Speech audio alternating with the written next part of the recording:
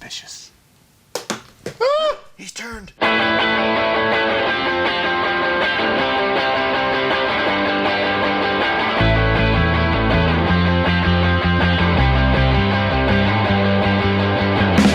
Hello, welcome to iFanboy, the comic book discussion show. My name is Connor. This is Ron. Hi. This is Josh. Hello, everyone. I'm going to just move on. You're freaking me out.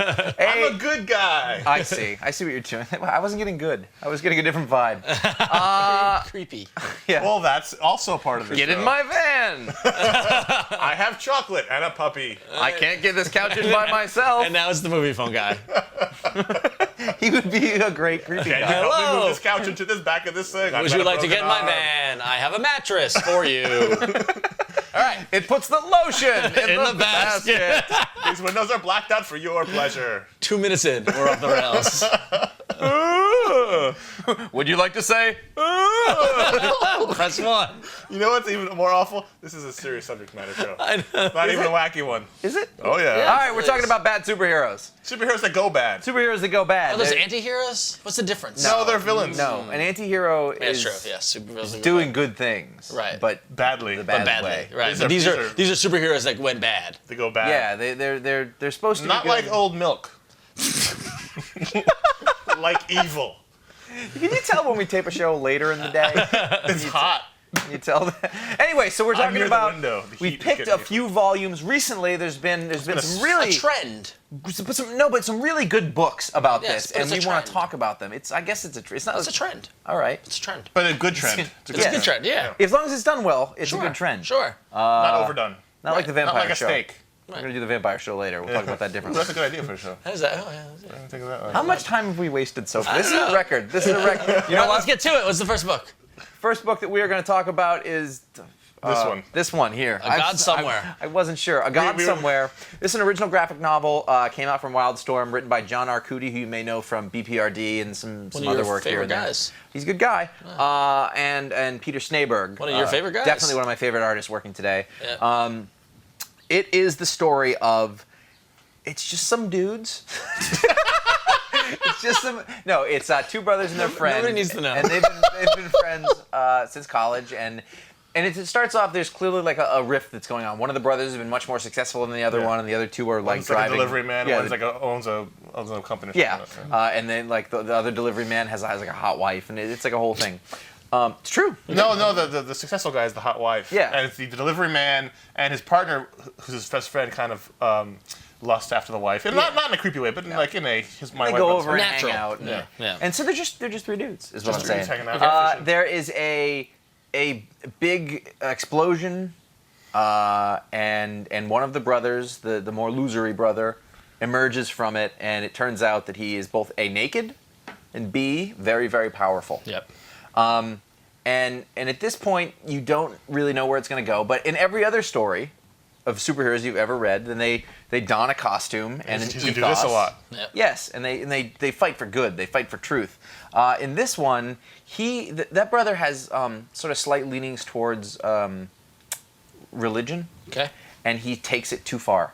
And he starts seeing himself. First of all, he thinks, "Well, I'm on a religious crusade. This is clearly a gift from God." And then he keeps going further until the point where he's convinced that he's a god and that nobody else is important. So he doesn't really establish himself as a hero right out of the gate. Rather, No, he does. He saves a bunch of people. It's the first Right, thing that happens. but he doesn't don a costume. I mean, it's not No, really no. going with that trope. I mean, he's got these powers. He's trying to do good with it, but then he takes it too far. Yeah, it doesn't take long Yeah. for him to sort of go Right, nuts. so that's and, the point and, I'm and saying, like, yeah. and then he starts looking at the world differently. He's like, none Yeah. of these people matter. Look at me. I'm He looks at really them kind of like important. gnats. And People are you gnats just to and him. but really what the story is about him separating from his friends and family and him going off the deep end and what happens to a person who develops this extremely power, and he's also The this isn't a messianic world complex. Yes, but also these powers, these Yeah. extremely back powerful. it up, yeah. He can't be hurt. He can't be killed, supposedly. And like what would happen in the world? There's no other superheroes in this world. You can imagine at the beginning of this story, it's your world. It's a real world, what would yeah. happen if superpowered being, what would Existed. people care about him? Yeah. It's very media centric. It has a lot to do with how it's the media portrayed in follow the him. media, And But really, it's a relationship book about what happens to the brothers and the friends as their relationships. One of the friends he capitalizes on it. He writes a book. He becomes famous for being the guy who knew this friend, which is believable. Which Absolutely. is totally And so there's that aspect of it. And so he's kind of the main character. He's the narrator. Yeah. He's the focus of the story. Bad stuff happens to the other brother and the wife. Real bad stuff. So it's really the fallout that happens from this. The thing about the book is it's not a superhero story. No. It's a superpowered story. It's really sad, but it's really engaging. It was a page turner for me. I really wanted to know what was going to happen next, and I wasn't sure. It doesn't hurt that Arcudi has a style. He has a very, I want to say blunt. Like he doesn't like mire around in details and spend too much time describing things. He just shows you what's going on. Old school. And and he lets these, but without any of that whitewashing, I guess, that took place in older stuff. And I really like it. It's almost journalistic. It's just you see bits of things that happen and then more bits of things, and it's very clear though. Right. Did this come out in issues or? No, this is an OGN. Yeah, so it came out, and this was this one OGN volume. Yeah, and the artist on this, Peter Snejbjerg, I've talked about him a lot. He's just a really great cartoonist. He's a guy, he doesn't overly do anything, but in the great storyteller. Great storyteller in the style of Chris Samnee. I think that you see a lot of overlap in that work there, or even there's like Sean Phillips in there. I think. Yeah, I see a little bit. Jock too in his figures. And Yes, a little of that. I mean, all those are all artists that I love, so it's not. It's no surprise that this fall. But like one of the things that he does really well is to show the fall of the superpowered brother. Like to really to watch his look change over the course of he has Hulk shorts. Deconstruction. As he falls apart. Really good story. I mean, like every once in a while you read something and like superhero stories come and go and you read them and some are good and some are. But like I was really impressed by it because the more I went on, I was like, well, this is really, I haven't read this story. It's engaging. It's a pretty rapid decline, rise and decline of this guy. I mean, it's guy gets superpowers and he's a little nuts and makes him a little bit more nuts. Yeah. And then. Which is again totally believable. Yeah, and then what happens to like what if you moved history over when the spider bit Flash Thompson or something like that? Yeah. Things just went a little differently, and the fact is, like this. Was that a what if? I think that was a what if. Probably. It should. Wait, I'm sorry. Nobody say it. I have to call someone at Marvel. I like the idea that. And I feel like it's terrible, it's cynical, but I feel like it's more likely if somebody got superpowers now, you'd be much more scared than you would be triumphant about it. And in Marvel and DC, we are conditioned that when somebody gets powers, if they're not a villain, then it's going to be something great. All the mutants turn into costume super adventurers. Right. And I live in New York City, and I'd be terrified if somebody got superpowers. San Francisco, there's a lot of crazies on the streets. This is what I'm saying. Yeah. And it's a very logical leap to take. Yeah. And what if? Just imagine, take somebody nutty in your life, or not even nutty, just if they're a little depressed when it all starts out. The kid that you went to school with that had like the pyro look in his eye. Yeah, it's so easy. Yeah, well, think about it. You know what? That weird grin. I can explain this the other way. I worked in TV for a little while, and everybody knows people who made it successful in TV, and anybody in Hollywood gets powers. Anybody in Hollywood, and it takes at a certain point. Like if somebody starts off, like say that somebody has a sitcom. And at the beginning of it, they're not very well known. It runs for a while. By the end of that, sitcom's run, like 6 years or something, that person usually becomes a megalomaniac. I've seen it happen. I've seen, I've heard about the experiences, and it's very similar to this. You get a different kind of power. And all of a sudden, it's like the George Lucas thing, where nobody will tell him, no, don't do it. No one will tell him it's a bad decision. They can't anymore. Exactly. Well, that's something we'll talk about with the next book. Well, we mentioned Peter Snejbjerg and we mentioned Chris Samnee. Two guys who worked on The Mighty, which is another book. Which is a book that perplexes me. Interesting. Because DC published it, yet it's not in the DCU, but it's not Thank God. but it's not part of any other imprint. It That's was kind of it was this bizarre. weird anomaly that they put out. Thank God they put it out because it was great. But sorry, The Mighty was a miniseries from DC Comics. It went 12 issues, correct? 12 issues. Maxi series. It was Peter J. Tomasi and Keith Champagne were the writers, and it started off with Peter Snejbjerg on art, and it switched to Chris Samnee, but similarly styled as we said before, so it was fine. They both worked really well. And as Ron said, I forgot which one you were for a second. As Ron said, that's Ron. The whole weird thing was it wasn't a Wildstorm book. It was published by DC proper, but it wasn't in the DCU. I don't know where to fit it in. It's just I don't have a bucket. Let go of that. I don't have a bucket. Let go of It's below me. It's the story. It's the story. I want to fit it in. Alpha One. Alpha One is the only superhero in this world, much like a god somewhere, and he starts off in a much more traditional vein. He shows up. Saving lives. He's got a suit Costume. on. Yep, They build a bureaucracy under him. Yeah, they make a whole uniforms. whole support staff. He's got a lieutenant who's called, I forgot his the captain, and who's got an A in his hand that he presses to signal him. He's a lieutenant, but his name is Captain. Well, he's got a second lieutenant guy, and so it starts off very normal. Colonel. Yeah. But as you can attest, because you read it, underneath that normalcy, there's just this thin layer of kind of bizarreness. It's a That as each issue went, that thin layer got thicker and thicker and thicker until you were like, "There's something really wrong here." Yeah. And that was the best thing with the Mighty was that it did mood and tone better than any book that I read that year that came out. Where each issue you were like, because I remember talking about it in the audio show, going, "There's something not right with this character." And here's the problem with it. It was too slow. No, for most people. no. Well, I loved it. from a marketing standpoint, Yeah. I don't think that it's a really hard book to sell because that they should've been the OGN. couldn't tell you what it was at the beginning Because because it it would have ruined ruined it. it. Yeah, you and had so to- therefore nobody knew what it was, nobody knew where it fit in, so Right. nobody bought it, Right. and nobody was paying attention to it except for a few people who were like, "This is great." So by the time that we got the chance to be like, "You should check this out," the secret was surprise already was ruined. spoiled. Yeah.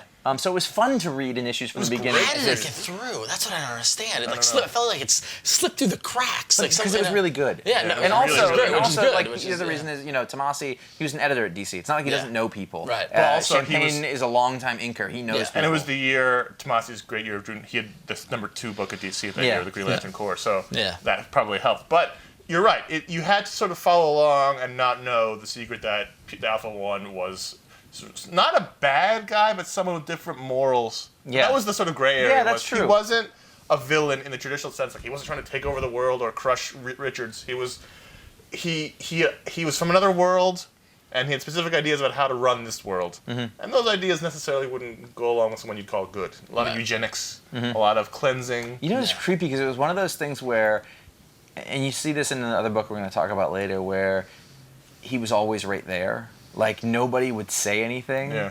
Like I remember the old boss. I forget the character's names. I'm sorry.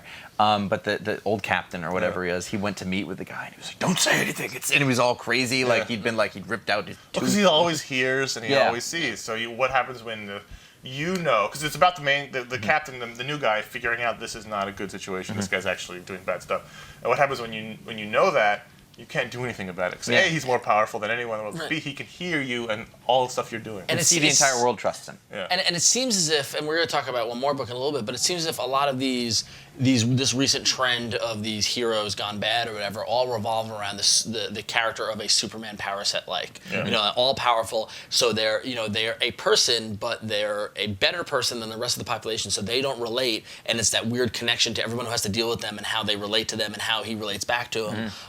I think that the gap between power and non-power is, I don't know if the Mighty works with like a Batman level. No, because the danger is that at any You moment rocket launcher him. exactly you can just shoot him. At any moment, this guy can kill everyone. As in the book we're going to talk about last. Okay, you rocket launcher him. Like you went extreme. Yeah. At any It moment, can lock. at any moment, this guy can kill everyone. Right, It exactly. happens in the God Somewhere. It happens in the Mighty a little bit, and it happens. It's in the what we'll talk stakes. about. Yeah. It's the ultimate fear is that this guy who is so powerful may not be a good guy. And really, like at the end of the day, like it's kind of like it's really easy to make it an allegory for like nuclear war or something like that because it's this all-powerful thing that you cannot mess with. Don't. Well, he is tip it in the one way Mighty. or They another. they examine that because he was America's hero. He showed up in the wartime in the 40s. I believe he showed up in the early part of the century. So ultimately, all wars were ceased because the U.S. had the Dr. Manhattan. I mean, the Alpha One. But the Mighty was fantastically written, great tone. The art was spectacular. It was pick of the week a couple times, at least once. The tone and the tone Samnee really great. was that when Chris Samnee took over, it only it didn't got better. Yeah, well, no, it's not good Snejbjerg, but I think Samnee was really the. Yeah, no, he was right for. But I think that one of the things that happened is it was really a slow burn. It was really like you light the fuse and you just watch it go along for a really just long waiting time. for it to blow. And the visuals played with the tone. Yeah. I mean, like Very shadow heavy, exactly. very dark. Yeah, But then by issue 11, which was where you sort of the climax was really 11 and 12 was the denouement. In 11, like all the panels got bigger. There was a big like fight. there was a big fight. Right. And it was really. visually represented in sort of its climactic excitement part. So, but it was a quiet book for most of it. It was nice. almost a perfect comic book. Yeah, I really enjoyed it. And everything worked. Everything fell into place. It was perfect. It was real well written. It was well drawn. Mm-hmm. It's one of those things that I really want people to pick up. I mean, we talked to Peter about this earlier in the year. The possibility of them putting out, it really should be in one volume like God Somewhere, because it is one complete story. Mm-hmm. One it's nice not thick volume. Because right now there's a trade of the first Again, 6. with the one volume. But there's a trade of the 1/6, which is fine, but that's for arcs. 6. Yeah. Mighty's a 12-issue arc. Just it give it should 12, be in one book yeah. that you can just hand to somebody and say, here's this great story to read. I hope it comes that way. If not, there are Just trades. get the 2 and you'll be fine. But hopefully, I don't even know if there's going to be a second one. I know there's a one. Doubt it. Mark Waid has been the editor-in-chief, and now he's the chief creative officer over at Boom Studios. And just handing out those CCO positions. Exactly. But he actually left the editor-in-chief. Yeah, to be CCO. Yeah. But Mark Waid has built a great career of writing superheroes. I mean, he wrote, he co-collaborated with Alex Ross to write Kingdom Come. He's done great stuff at Marvel. He's done every superhero you can. Exactly, and he's one of those guys who really gets it. He was an editor. He really gets it. But after he did 52, the weekly event with Grant Morrison and Jeff Johns and Greg Rucka, you got the sense that he was a little burned out. They all got a little burned out. Except Jeff Johns. Except Jeff Johns. He's a robot. Yeah, exactly. Comics excitement. Greg Rucka went into the woods for a couple years. Yeah, Grant went to Kathmandu again. Nanda Parbat. But Mark Waid, more so than anybody, you kind of felt like he was a time period where he kind of went away for a little bit. And he kind of reemerged at Boom, and it was all the potential of what he could do with this new publisher. And they started this kind of viral campaign with, remember the T-shirts at the con said Mark Waid was evil. And that went on for like a year before this book came out. And it's like, what is it? What is it going to be? I never realized that was related until now. That's why the Scott Pilgrim gets it. Yeah, that's why I'm the marketing guy. But so what it culminated was a book that's about a year and a half old or so, coming on 2 years, a book called Irredeemable, which is Mark Waid's take on this superhero gone bad. And whereas The Mighty was a slow burn, Irredeemable dives right in. Yeah, and that's the difference between the books. Yes, exactly. Because on the surface, it can sound like... I think they came out within months of each other. Similar times. And what I find interesting about Irredeemable is, like, whereas The Mighty ended at 12 issues, this is a OGN. Irredeemable, similar to Robert Kirkman in The Walking Dead, like Mark Waid, this is his ongoing. Like this, he wants to let this run as long as he can, and it all revolves around this character, the Plutonian, who is a Superman-esque character with the cape and can hear everything, and the same power set, and just snaps and loses the cape, turns his costume red, and just starts laying waste to Earth. Just starts. And again, it's the same thing. Like he's omnipresent and omniscient. Like not omniscient, but like he hears and sees everything that's going on at all times. So how do you mount a resistance against it? And so what the series has been, when it started, was, oh my God, he's gone evil, he's killing everybody, and then it was all the other heroes in the rest of the world on the run and trying just to survive. And throughout the first year and a half, it's been on the run, and the heroes trying to mount some resistance to stop them, and they can't. And that's been going on for a year and a half, and that's the tone that I like. Is this every issue is this sense of tension, and what are we going to do? How are we going to do it? And there's no end in sight. And I think there is not. No, right, exactly. And he's the shark. They're on the water. Right, exactly. And when it started, there was some discussion or some wanting to know what happened and how did this happen. And Waid gave us glimpses. Like there was the moment when he saved, it was a plane it was on a baseball field, and the crowd was and you see the Plutonian zeroing in on people's reactions, and there are people who are like, yay, we're safe, happy. But then there's the one guy who is bitching. No. See, okay. Now this is I don't see that as the moment that it happened. No. That's the seed. That's the crowd. Because you can hear everything that happens, and I've talked to Waid about this. Like that is not that far from his reaction to some readers and comics fans. Like you could see the internet. Well, what's funny is Waid had before this had a reputation of being. It was paired to Kurt Busiek because they came along prominent at the same time. Those two guys saved comics. The Silver Age optimism, sort of good guy thing. But Waid's always had a sort of undercurrent. He wrote a great book called Empire, which is about the villains who finally won the war against superheroes and what happens then. And the thing is, this book is so against his perceived type that it's so much more interesting. Yep.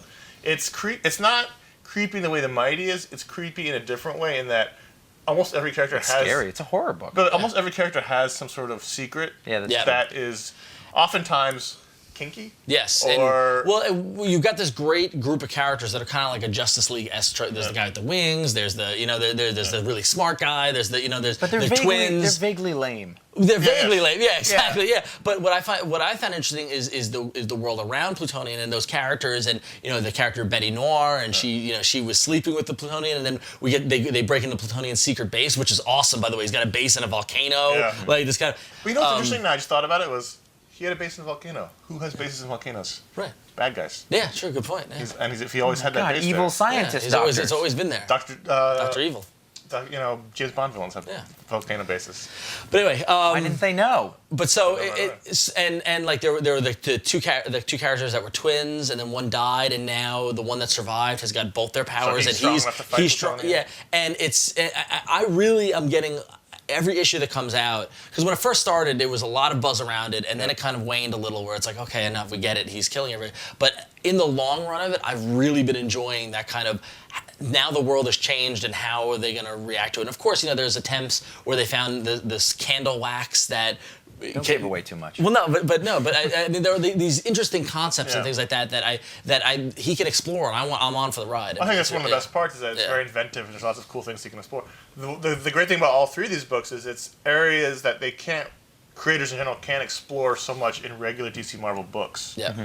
It's just things you don't get to play with. You don't get to play with. Well, there's no anchors, I suppose, holding them back. No one's sacred. Yeah.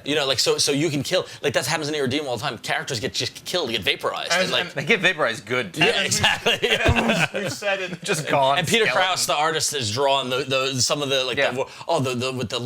the family and the little, there's some really brutal deaths. And it's I think originally I didn't know if he was a great choice for it, but as it's gone on, I like the contrast of the fact that it's a very abnormal superhero story, and his stuff is very traditional. Yep. It's very illustrative superhero stuff, and I like that contrast because it keeps you on your toes with what to expect. With it, and I think that's really neat. Like you look at it originally, and you're like, oh, this looks good, and he skeletonized little girl. Yeah, it's very refreshing to read a book where you never know what's going to happen. Right. Like, ultimately, every superhero book from Marvel and DC, at the end of the day. Yeah. The character whose name is on the front is going to survive. Or if he doesn't, he'll be back. The book is called Irredeemable. The book is not called The Plutonian. Exactly. Right, exactly, yeah. So at any point, anyone can die, and that really makes it way more interesting. I really like the spin-off book, Incorruptible. Yes. Yeah, really good. Where like the main villain in that world goes good. Yeah. It's the opposite book, which is really also Max fascinating. Damage, and I like the art in that one a lot. But Irredeemable reminds me of the early Marvel Man Alan Moore issues. You know what I mean? Where it's this world that before it got all spacey. Without being quite so heavy. Yes, agreed. So, I don't know. So, they're all three great books that kind of challenge your perception of powers and these kind of whole things, and they're all fun to read. I mean, Irredeemable is an ongoing at Boom. Yeah. This is an OGN. The Mighty, So I mean, it's just different takes, because as we develop as we go on in the years to get older, there's only so much you can do with superheroes, and so like it's interesting to explore this within the constraints of Marvel and DC. Exactly. Yeah. So if you've read any of them, have a question, you can shoot us an email, contact@ifanboy.com, and let us know what you think or what you disagree with, or Call our voicemail line 888-FANBOYS, which is 326-2697. Leave your name and number. Not your number. Well, you could leave your number. Don't leave your number. Leave your name and where you're from. The number's already on our thing, so we already see it. But tell us what you think. Let it go. Twitter.com/iFanboy. You can follow what we're going on, and then make sure you get to iFanboy.com. You can talk about this episode and everything else. And also, listen, if you're a superhero and you've been having problems, get help. You want to get help. You want to talk to Call somebody. the number below. Don't turn into a raging godlike character, because that only leads to more. At least the bloody footprints. That's a beautiful image, by the way. You're not alone. You're not alone.